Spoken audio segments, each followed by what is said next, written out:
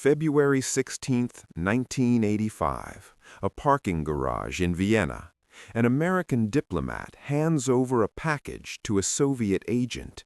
Inside, the names of every CIA operative working behind the Iron Curtain. This wasn't enemy action, this was betrayal from within. Between 1985 and 1986, the CIA lost more intelligence sources than any other period in American history. Officers called it the Year of the Spy, but the truth was far more sinister. Someone inside the fortress was burning it down. Langley, Virginia. Behind these walls, the Central Intelligence Agency wages invisible wars. Every star on this wall represents an officer who died in service.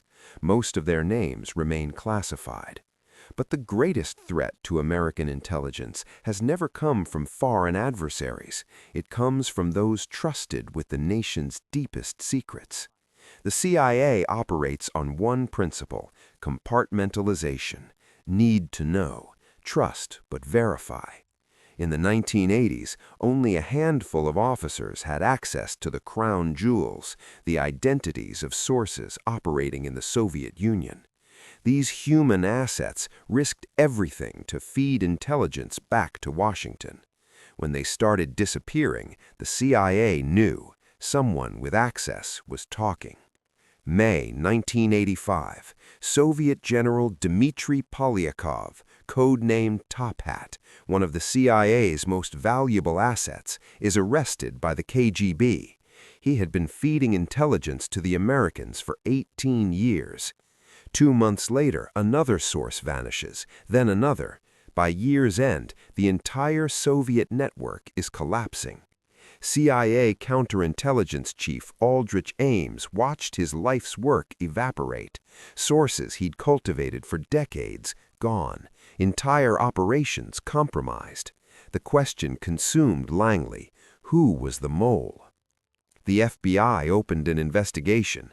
They called it courtship, but the mole had already perfected his craft. He knew how to hide in plain sight. Aldrich Hazen Ames, career CIA officer, mediocre performance reviews, drinking problem, failed marriage, passed over for promotion repeatedly. By 1983, Ames was bitter, broke, and desperate. He was also a counterintelligence specialist with access to the Soviet division's most guarded secrets.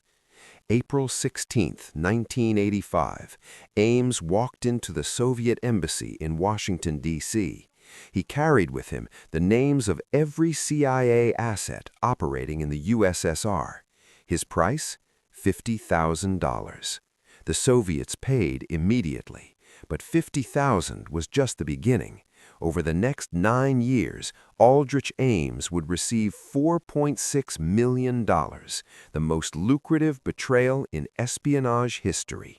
And the body count would be staggering. General Polyakov, executed September 1986, shot in the head in Lubyanka prison. Valery Martinov, CIA source inside Soviet intelligence, arrested, tortured, executed. October 1986. Sergei Motorin, Boris Yuzhin, Vladimir Potashov, at least 10 confirmed executions, perhaps more we'll never know about. These weren't just intelligence assets, they were fathers, husbands, patriots who believed in a different future for their country. They trusted the CIA to protect them. Aldrich Ames murdered them all, and for years he got away with it. The investigation went nowhere. Ames was questioned repeatedly. He passed 2 polygraph tests. The investigators cleared him. Meanwhile, he lived lavishly. A $540,000 house bought with cash, a Jaguar, Italian suits, expensive restaurants. His salary, $60,000 a year. No one asked questions. The CIA doesn't scrutinize its own. For 8 years after the first betrayals, Ames continued working at CIA headquarters. He attended meetings about the very investigations hunting for him. He was the fox guarding the henhouse. 1991. The Cold War ended. The Soviet Union collapsed, but the mole hunt continued.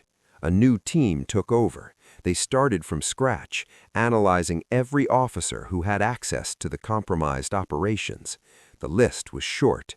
Aldrich Ames was on it. February This time, 21st, they followed the money, 1994, bank records, property 8:30 a.m., purchases, travel history. Arlington, Virginia. The evidence was overwhelming. Aldrich October Ames left his house to drive the to work FBI at CIA obtained authorization headquarters. for total He surveillance. never made it. They tapped his phone. FBI agents pulled him from his Jaguar. Trash. They found After classified 9 years of documents he betrayal, printed at the home. CIA's The net was deadliest tightening. mole was in Ames custody. didn't know it yet. In his car, secret war classified was almost documents over. he was taking to his Soviet handlers. In his home, over $1 million in cash hidden throughout the house. His wife, Rosario, was arrested separately. She'd been complicit in the conspiracy for years. April 28, 1994. Aldrich Ames pleaded guilty to espionage and conspiracy to commit espionage. The judge sentenced him to life in prison without possibility of parole. In his confession, Ames showed no remorse. He claimed his victims were traitors to their own country. He blamed the CIA for poor security. He blamed his ex-wife for his financial problems. He never apologized for the 10 men he sentenced to death. These are the names Aldrich Ames sold. These are the lives he destroyed. The Ames case forced the CIA to confront uncomfortable truths. The agency that prided itself on secrecy had failed to police its own. Reforms followed. Enhanced background checks, financial disclosure requirements, lifestyle polygraphs, random audits. But the scars remain. Trust, once broken, is never fully restored. Today, Aldrich Ames sits in a federal prison in Pennsylvania. He's 73 years old. He will die behind bars. The men he betrayed died 30 years ago in Soviet prisons. Their families never recovered. In Moscow, there is a small memorial to those who died for helping the West during the Cold War. It's rarely visited. Most Russians don't know it exists. But in Langley, Virginia, their stars shine on the wall. No names, no details, just stars. Heroes of a war most people never knew was fought. Casualties of a betrayal too few remember. Aldrich Ames didn't just betray his country. He betrayed every person who ever trusted the promise, "We will protect you." Aldrich Ames remains incarcerated at USP Terre Haute, Indiana. At least 10 CIA officers were executed as a result of his betrayal. The CIA has never disclosed the full scope of damage Ames caused to U.S. intelligence operations. In 2001, another CIA officer, Robert Hansen, was arrested for spying for Russia for 22 years. The secret war continues.